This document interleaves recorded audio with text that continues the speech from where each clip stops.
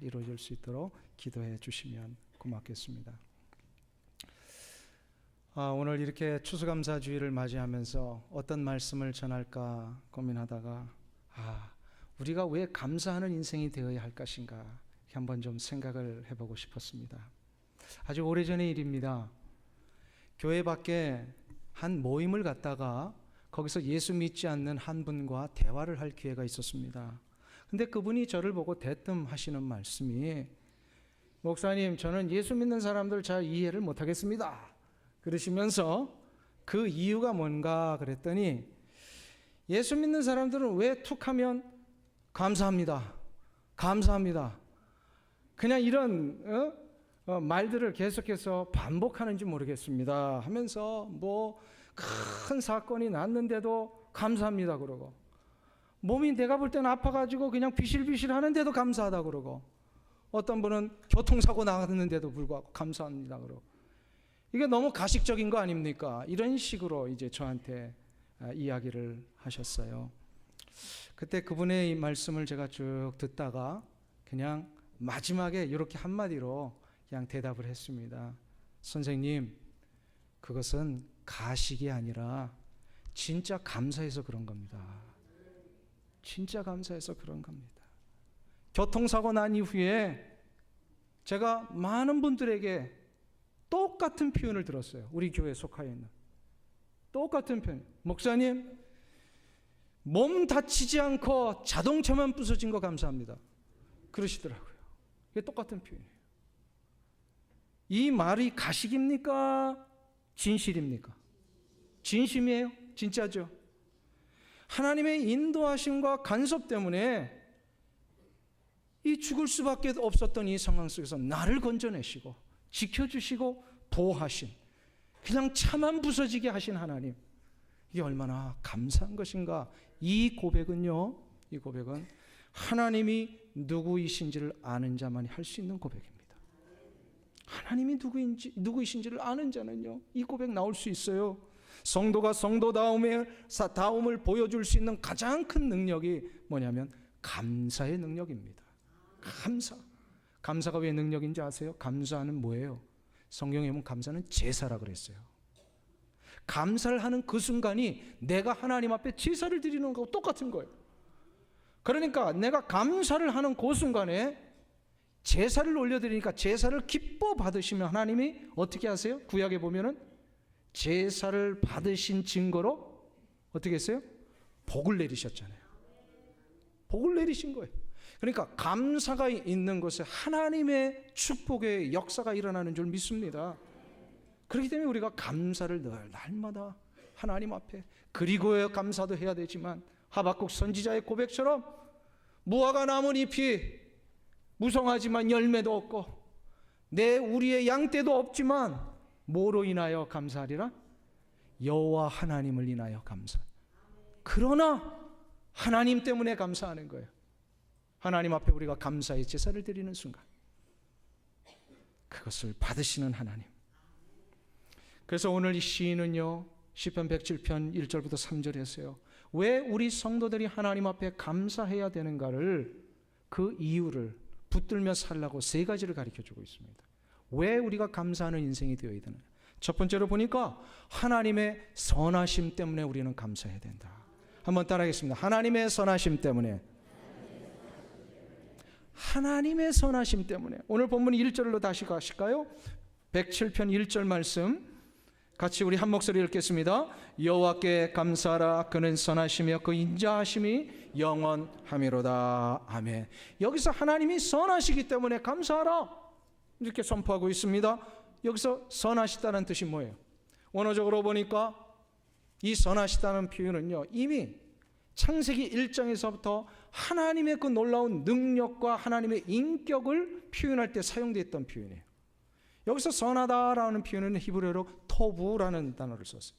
토부, 이것은 뭐냐면 그 하나님 보시기에 이 창세기 1장에 보면 천지 창조를 하시고 매일마다 딱 만들어 놓은 마지막에 하나님 보시기에 좋았더라 하셨을 때 그 좋았더라, 이게 바로 토부예요. 하나님 보시고 와 너무 좋다. 영어 성경은 이거 good이라는 표현을 썼어요. good. 그런데 이 그것이라는 표현은요, 하나님을 나타낼 때 쓰는 유일한 표현이에요. 성경에 보면은요, 선하신 분은 오직 누구뿐이세요? 하나님이세요. 그래서 예수님 시대에 어떤 사람이 예수님께 찾아서 선한 선생님이요 그랬을 때 예수님 뭐라고 얘기를 하셨어요? 어쩌면 내가 나를 선하다고 하느냐? 선하신 이는 오직 하나님 한 분뿐이시니라. 아멘. 선하신 분이 하나님이신데, 그럼 이 선하다는 뜻이 뭘까요? 보시기에 좋았더라. 하나님이 만드신 것이니까요, 완벽했어요. 부족함이 없었어요. 완전했어요. 이게 바로 토부, 선한 거예요. 근데 이 표현이 하나님에게로 올 때는 어떤 표현이 되면, 하나님은 완전하신 분. 아멘. 지금 시인이 하나님 완전하시기 때문에 찬양하자는 거예요. 왜요? 하나님 완전하신 게 우리와 무슨 상관이 있어요? 가만 보니까 완전하신 하나님, 선하신 하나님은 우리의 삶 역시도 선하고도 완전하게 인도하신다는 거예요. 믿습니까? 선하신 하나님이 우리를 만드셨기 때문에, 원래 완전한 자인데 죄 때문에 우리가 좀 그게 데미지가 갔잖아요. 그러나 이것을 회복시키셔서 어떻게 해요? 우리를 완전한 삶으로 인도해 내고야 마시는 하나님. 이건 믿어지면요, 감사가 일어납니다. 오늘 읽은 본문은 원래 배경이요, 에스라 시대의 배경으로 돌아가야 돼요.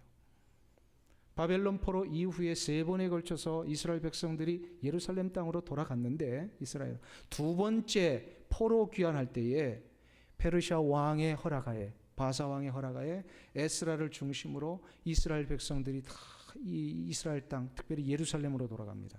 예루살렘에 돌아가서 이스라엘 백성들이 제일 먼저 한 게 뭔지 아세요? 우리 청교도들이 미국 땅에 와가서 제일 먼저 한 게 뭔지 아세요? 뭐부터 세운지 아세요? 교회부터 세웠어요. 교회 세우고 학교 세우고 그리고 자기들 집을 세웠어요. 아마 이 청교도들이요, 에스라 시대에 있었던 일을 아마 배웠던 것 같아요. 에스라 시대에 저들이 70년 동안 포로 생활한 다음에 정말 완전히 빈털터리가 돼가지고 아무것도 가지고 오지 못하고요, 가지고 올 때 자기들이 쓰던 것 좀 가져왔겠죠.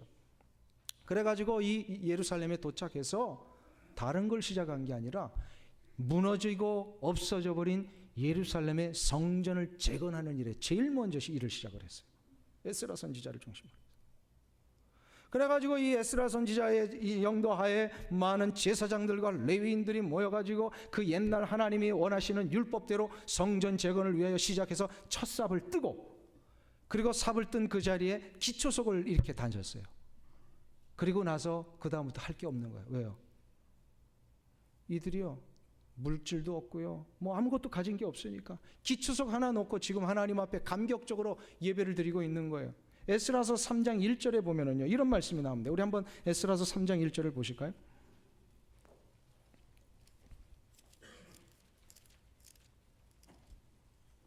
아, 11절입니다. 죄송합니다. 에스라서 3장 11절.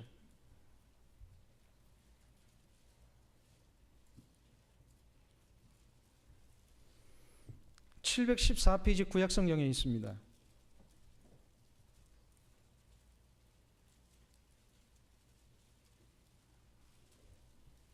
에스라서 3장 11절 구약성경 714페이지, 우리 다 찾으셨으면 우리 한 목소리로 합독하겠습니다. 같이 읽습니다. 서로 찬송가를 화답하며 여호와께 감사하여 가로되 주는 지선하심으로 그 인자하심이 이스라엘에게 영원하시도다 하니 모든 백성이 여호와의 전지대가 노임을 보고 여호와를 찬송하여 큰 소리로 즐거이 부르며. 아멘. 이게 성전 이제 기초석 놓고 나서 저들이 너무 감격스러워 가지고 하나님 앞에 찬송을 올렸는데, 어떤 찬송을 올렸다고요? 여호와는 선하시니 그 인자하심이 영원하심이로다. 이거를 저들이 올렸다는 거예요. 말이 성전 재건이지요. 돌아와 보니 아무것도 없었어요. 이미 바벨론 제국에 의해서 다 황폐되어 있던 그 성전터에 저들이 성전 재건에 첫 삽뜨고 이 일을 한 다음에 얼마나 감격했는지요. 에스라서 3장 12절에 보면요, 모든 성전을 위하여 애썼던 백성들이 성전 이 기초성 놓은 거 통곡하며 울었어요. 얼마나 기뻤는지 통곡하며 울었더라. 이것은요, 슬픔의 눈물이 아니라 감격의 눈물이고 감사의 눈물이었어요. 어떻게 이들이 이 시간에 이거를 감사할 수 있었을까요? 한번 보세요. 첫 삽뜨고 기초석 놨는데 그 위에 대들보를 올린 나무 목재 하나 없었어요. 성전을 짓겠다고 모였는데 그 성전 기둥 위에 덮을 천막 한 장이 준비되어 있지 않았어요. 그냥 기초석만 놓은 거예요. 마치 이런 거죠. 사업 시작하겠다고 오피스 렌트 해놓고 첫 달 렌트비 내고 나니까 돈이 아무것도 없는 거예요. 앞으로 사업 어떻게 하냐 이거예요. 이런 상황이라면 여러분들 감사의 찬양이 나올 수 있어요? 이런 상황에서 하나님 앞에 영광 돌리는 이 감격의 제사를 드릴 수 있어요? 없어요. 그런데 오늘 이 이스라엘 백성들이 에스라를 중심으로요, 아무것도 없었는데 기초석 놓고 하나님 앞에, 이게 얼마나 감격스러운 일인지 하나님을 찬양하면서 여호와는 선하시니 그 인자하심이 영원하미로다. 할렐루야. 이걸 인용해서 시편 기자가 107편에서 그걸 사용을 한 거예요. 여호와는 선하시니 그 인자하심이 영원하다. 도대체 하나님이 선하시다는 게 무엇이기에 저들이 이렇게 감격적인 상황 속에서 감사의 찬송을 올릴 수 있었을까요? 저는 하나님의 선하심이 무엇인지를 분명히 알았어요. 선하시다는 건 하나님의 완전하심이에요.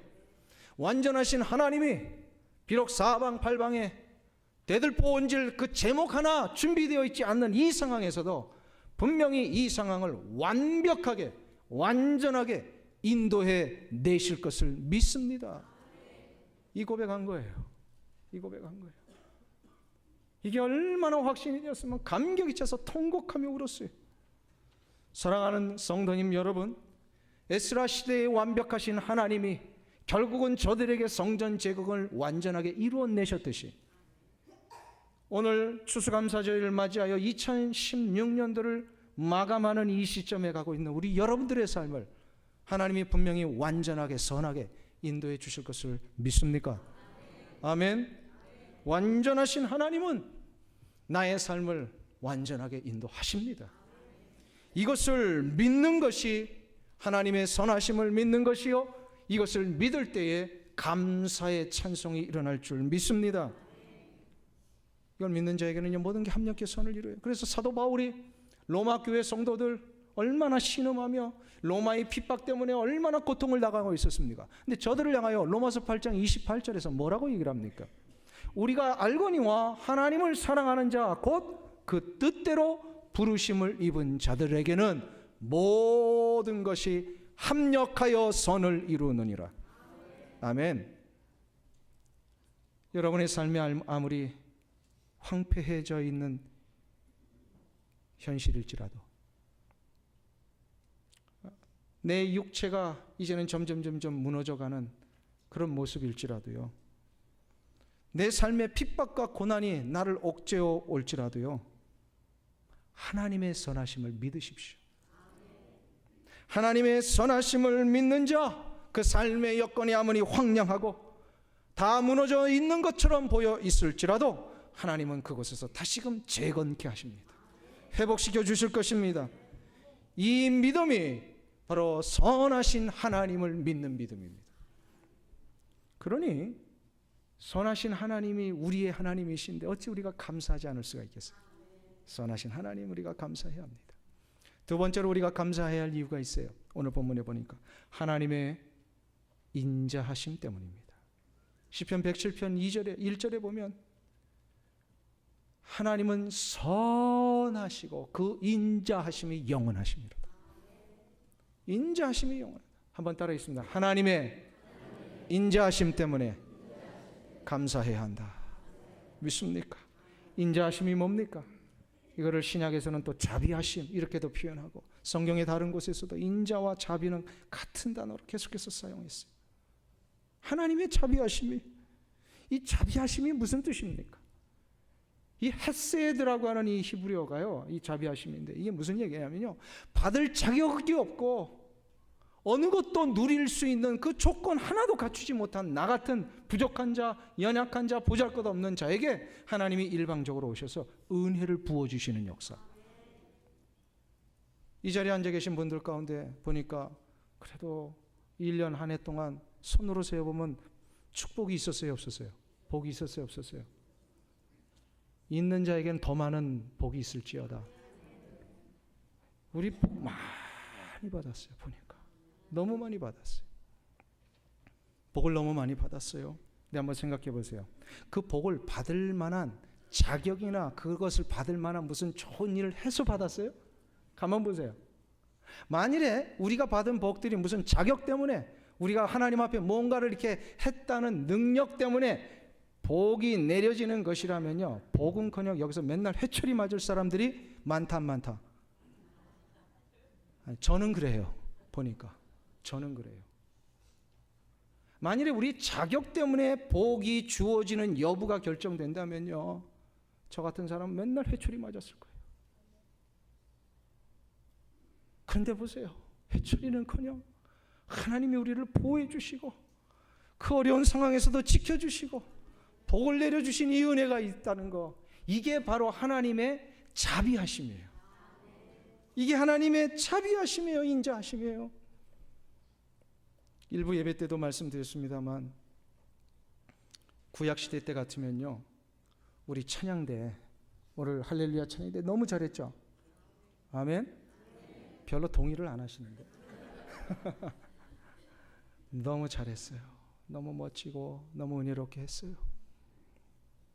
구약시대 때 같으면 여기 찬양대에 있는 분들 가운데 그럴 리는 없겠지만 한두 분이 어제 저녁에 세상 친구들 만나가지고 세상적인 거 막 하다가 그냥 헐레벌떡 이 자리에 섰다. 그러면 이 찬양 받으실까요, 안 받으실까요? 우리 찬양대 한번, 그 찬양 받으실까요, 안 받으실까요? 안 받으시는 정도가 아니라요, 그 자리에서 죽었어요. 구약시대 때는 그 자리에서 죽었어요. 하나님 앞에 이 성전과 지성소에 들어가는 자들이 조금이라도 흠이 있잖아요. 그럼 그 자리에서 다 죽었어요. 제사장도 죽었는데요. 뭐 실은 찬양대 때문에 이야기를 하는 게 아니라 저 때문에 이야기를 하는 거예요. 제가 만일에 구약시대 때 같은 그런 제사장의 역할을 감당하면서 이 단위에서 말씀을 선포하고 이 예배를 인도하는 일에 제가 조금이라도 죄된 모습과 죄의 흠집을 가지고 이 자리에 섰다면 저는 죽었어요. 죽어도 몇백 번을 죽었을 것 같아요. 올 한 해 보니까 몇백 번을 죽었어요. 여러분들은 아닌 것처럼 저를 쳐다보시지만 여러분들도 마찬가지예요. 하나님의 그 임재의 현장이 지성소 아니에요. 그러니까 구약에서는 이 지성소를 딱 구별하셨지만요, 신약에 와서는 하나님의 임재가 가득한 이곳에 우리가 죽지 않고 이렇게 설 수 있다라는 거, 왜일까요? 하나님의 자비와 은혜 때문입니다. 죽이지 아니하시고 죄된 허물을 갖고 있고 정말로 세상적인 사람들에 비해서 아무것도 나은 것이 없는 우리 같은 모습인데, 우리 주 예수 그리스도의 십자가의 은혜로 우리에게 의의 옷을 입혀 주심으로 말미암아 죄를 다 덮으셨어요. 안 보시기로 하셨어요. 그리고 우리를 흠이 있고 부족함에도 불구하고 하나님의 임재의 현장에 세워주셔서 찬양하는 자로, 예배하는 자로, 하나님을 송축하는 자로 세워주신 거, 이거 생각해 보니까 와, 이건 뭐 정말 깜짝 놀랄 일이에요. 감사하지 않을 수가 없어요. 지난 토요일 날, 어저께죠, 우리 찬양팀들이 찬양을 불러주셨는데 마지막 찬양 속에 이런 찬양이 있어요. 주의 은혜로다. 은혜로다. 주와 함께 거함이 은혜로다. 주가 계신 지성소에서 주를 찬송함이 내 영혼에 부어주신 주의 큰 은혜로다. 주와 함께 거하는 것이 은혜라는 거예요. 믿습니까? 주님과 함께 거할 수 있는 이 자격을 주시고 은혜를 베풀어 주신 거, 이거 생각하니까요, 감사하지 않을 수 없습니다.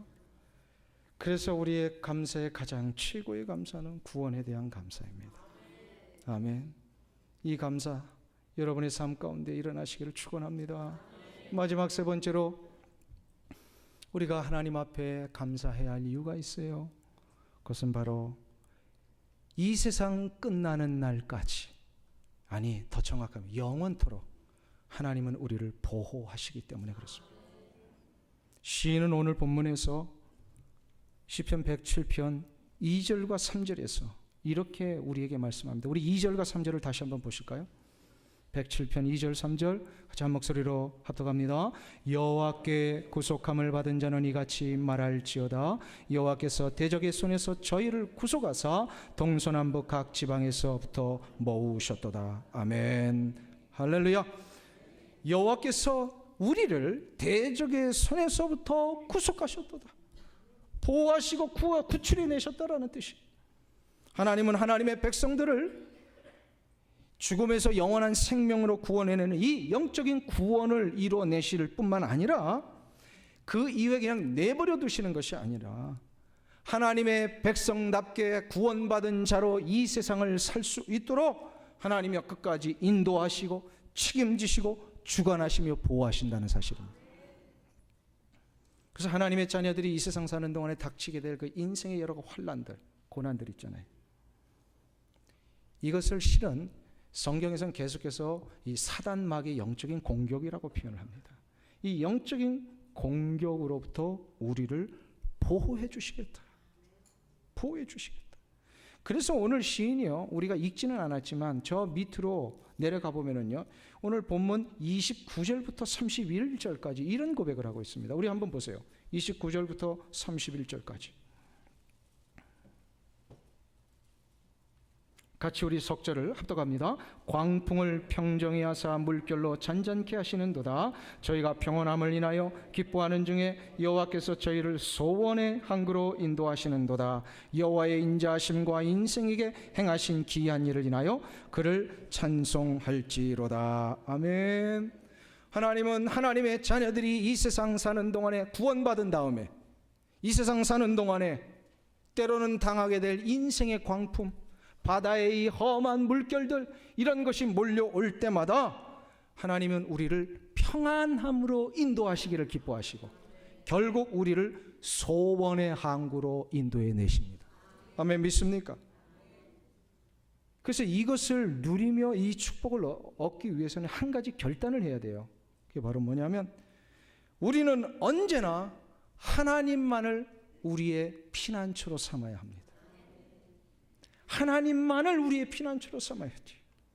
지금도 한국에 저 휴전선에 가보면요, DMZ라고 있죠. 그 비무장지대. 딱 경계선 켜놓고 북쪽으로 2km, 남쪽으로 2km. 여기는 아무도 못 들어가게 만들어놨어요. 6.25 전쟁 끝난 이후부터 UN 결의하에 남과 북이 약속을 했어요. 여기는 지금도 남한에서도 아무도 못 들어갑니다. 허락받은 군인들 외에는. 한 번쯤 거기 가서 그 상황이 어떤지 보실 필요가 있어요. 저는 3년 동안 거기서 근무를 했어요, 제가. 그래서 이 비무장지대가 어떤지를 잘 알아요. 전쟁의 폐허가 다 있었던 곳이에요.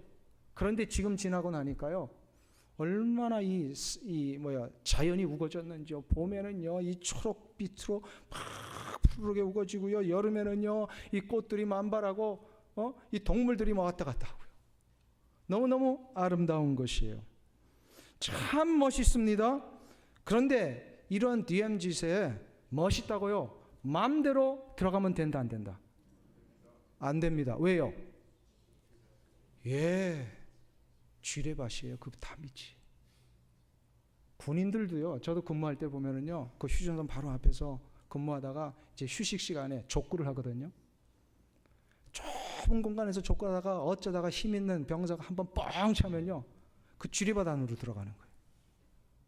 그러면 그 공을 주스러 가면 된다, 안 된다? 그냥 버리는 거예요. 버려야 돼요. 못 들어가요. 군인도 이 전문 이 탐지 병사들이 이 지뢰를 파내서 여기는 안전합니다라고 이렇게 표시해 놓은 그 길 외에는 못 들어가요. 군인들도 언제 어디서 터질지 모르는 거예요. 군인도 그런데 일반 민간인들이 와가지고 야, 여기 참 평화롭다 그러면서 소풍이나 갑시다. 그래서 거기서 도시락 싸들고 거기서 밥 먹으러 들어갔다는, 큰일 나는 거예요. 큰일 나는 거예요. 세상이 꼭 이와 같습니다. 겉으로 보기에는 화려해 보이고 좋아 보여도 그곳에서는요, 우리를 죽이려고 하는 마귀의 지뢰들이 얼마나 도사리고 있는지 몰라요. 그곳에서는요, 절대로 마음의 평화를 얻을 수 없습니다. 내 인생이 쉴 곳을 찾는 것은 그곳이 아니라 바로 전능하신 하나님의 품입니다. 하나님의 품 안에 있을 때만이 우리가 진정한 안전을 얻고 평안을 얻고. 사랑하는 성도님 여러분, 주님만을 여러분의 유일한 인생의 피난처로 삼으시기를 축원합니다. 세상의 것들을 의지하지 마세요. 세상의 권력, 세상의 화려했던 인맥들, 돈, 이거 의지했다가 지금 낭패 보는 사람들이 지금 얼마나 많습니까? 우리 뉴스에서 듣잖아요. 한국 사회의 그 모든 일들이 바로 여기 있었어요. 한국 사회의 문제 회복은 다른 게 아닙니다. 우리 인생의 유일한 피난처 되신 하나님을 다시 찾아야 돼요. 하나님 앞으로 돌아와야 돼요. 사랑하는 성도님 여러분, 하나님이 우리에게 원하시는 것이 뭡니까? 데살로니가전서 5장 16절에서부터 18절에 보면 그 다 우리 외우시잖아요. 항상 기뻐하라, 쉬지 말고 기도하라, 범사에 감사하라. 이는 너희를 향하신 하나님의 그리스도 예수 안에서 너희를 향하신 하나님의 뜻이니라. 자, 이 말씀 한번 생각해 보기를 원합니다. 항상 기뻐하라 그러셨어요. 항상 감사하라 그랬어요. 이 말씀은 뭘까요? 명령입니까? 우리 그리스도인들은 하나님이 이 명령하셨으니까 내 마음에는 평안도 없고 기쁨도 없고 그냥 늘 근심과 이 주눅이 들어가지고요, 그냥 늘 찌들어 있는 내 모습인데 억지로 기뻐라니까 그냥 미소를 억지로 짓는 이 썩소라 그러죠. 썩은 미소. 이거 그냥 억지로 지으며 살라는 말씀이에요, 이게? 이 말씀이에요. 범사에 감사하라. 마음속에는 그냥 불평 불만이 막 일어나도 겉으로는 아닌 척하면서 그냥 감사합니다. 그렇게 살라는 거예요? 이 말씀은 그게 아니에요. 이 말씀은요, 정확하게 비유를 한다면 이런 것과 비슷해요. 곱게 자랐던 우리 집안의 딸이요, 시집을 갈 때 시집 가는 그 딸을 향하여서 아빠가, 친정엄마가, 얘야 너는 가서 그 시집 가서 기쁘게 살아야 된다, 행복하게 살아야 된다. 이게 다 누구의 마음이에요? 부모의 마음이잖아요. 이게 바로 하나님이 우리에게 원하시는 마음이세요. 하나님이 만들어 놓으신 이 아름다운 세상에서 하나님의 자녀들은 기쁘게 살기를 원하시는 거예요. 평안의 삶을 살기를 원하시는 거예요. 모든 삶에서 정말로 감사의 역사들이 막 일어나기를 원하시는 거예요. 사랑하는 성도님 여러분, 이 기쁨과 감사와 놀라운 하나님의 은혜 속에 살기를 원하신다면 우리는 어떻게 됩니까? 나의 인생의 피난처를 하나님에게로 둬야 합니다. 나의 인생의 피난처를 하나님에게 두는 자는 오늘 본문의 말씀대로 우리를 소원의 항구로 인도해 주실 것입니다. 이 은혜가 여러분들의 삶 가운데 일어나시길 간절히 축원합니다.